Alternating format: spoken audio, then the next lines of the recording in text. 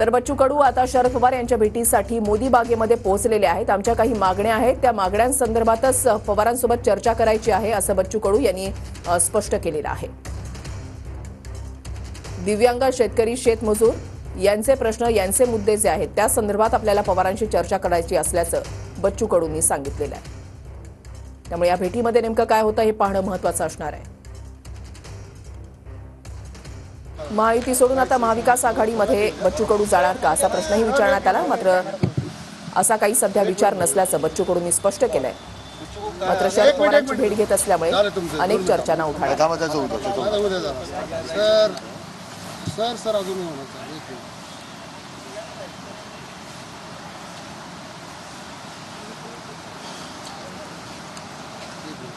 घ्या लवकर थोडं मागे एक मिनिट सगळ्यांच्या हॅलो हॅलो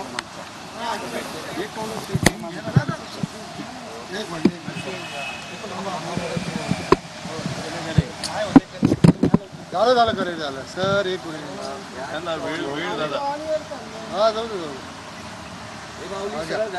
आज शरद पवारांच्या भेटीला तुम्ही आलेला आहात, संकेत काय समजायचं? भेट अगोदरच ठरली होती आणि मला असं वाटतं का आम्ही ज्या मुद्द्या संदर्भातली लढाई आहे किंवा काल जो मोर्चा आम्ही काढलेला आहे त्या संदर्भातला आम्ही जसं सरकारला निवेदन दिलं तसं पवार साहेबांबाबतही त्या मुद्द्यावरच चर्चा करतो आहे, कारण मुद्दे महत्त्वाचे आणि मुद्द्या संदर्भातच राजकारण झालं पाहिजे। जसं जाती धर्मावर राजकारण होतं तसं शेतकरी, शेतमजूर, दिव्यांग आणि जे काही अडचणीत असणारे लोक आहेत त्याच्यावर राजकारण झालं पाहिजे, त्या मुद्द्यावर झालं पाहिजे आणि ते मुद्दे घेऊनच चर्चेला आले पाहिजे, त्याच्यावर तो प्रश्न निकाल लागला पाहिजे। हा सगळा संदर्भ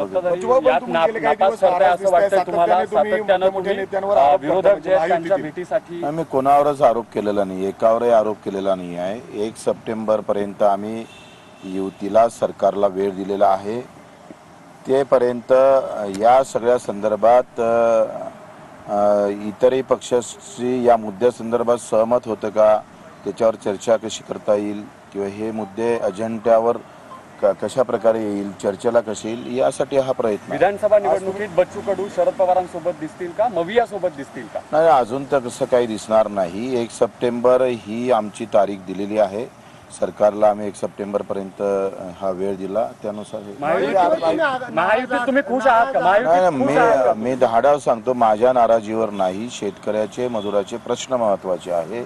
आमची नाराजी काय, तुम्ही सांगतोय बच्चू कडू स्वतःसाठी कधीच नाराज नसतं, नसणारही नाही कधीच। शेतकरी, शेतमजूर, दिव्यांग बांधव ज्यांनी अफाट प्रेम आमच्यावर केलं त्यांच्या नाराजीचा सूर आम्ही सरकारसमोर नेहमी ठेवत असतो आणि तेच आमचा खरं तर विषय आहे। त्या विषयाशिवाय दुसरा विषय आमचा होऊ शकत नाही। 1 तारखेपर्यंत कशासाठी वेळ दिला, काय तुमच्या वेळ? आता एवढ्या मोठ्या मागण्या आहेत तर त्याच्यात बैठक, चर्चा, काय होतंय, कशा पद्धतीनं सरकार समोर येतं, दिला पाहिजे ना वेळ, 1 महिना तरी दिला पाहिजे। मुद्द्यावरच चर्चा करू। कुठल्या? हेच शेतकरी मजुरांचे मुद्दे आहे, काल जे प्रश्न आम्ही ठेवले कर्जमाफीच्या संदर्भात असेल किंवा दिव्यांगांच्या घरकुलाच्या संदर्भात असेल, मला वाटतं सध्या आम्ही फक्त शेतकरी आणि शेतमजूर या प्रश्नावरच बोलतोय। भाऊ, राज्यामध्ये अनेक अपंग सर्टिफिकेट घेऊन जे अधिकारी झालेत त्यांच्या संदर्भात त्यांना जास्तीत जास्त आम्ही 15 दिवसात दूध का दूध, पाणी का पाणी करू। भाऊ, अगदी महत्त्वाचा प्रश्न आहे, तुमच्यासोबत महायुतीमध्ये असणाऱ्या नवनीत राणा आणि रवी राणा यांच्या सगळ्या वैतागाला कंटाळून तुम्ही महाविकास आघाडीमध्ये जाता अशी माहिती होती। नाही, माझ्यावर मला कोणी वैतागू नाही शकत। आम्हाला हे कोणी वैतागू आम्हाला वैताग करू शकत तो त्या लेवलचा आहे, तो काही विषय इथला महत्त्वाचा नाही आहे।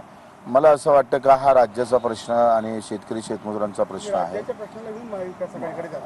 जात नाही। लक्षात घ्या, फक्त भेट घेत आहो, कशा पद्धतीनं कसं आहे राजकारणामध्ये ह्या गोष्टी करा, ह्या प्रश्नाला कशा पद्धतीनं चर्चेत आणता येईल।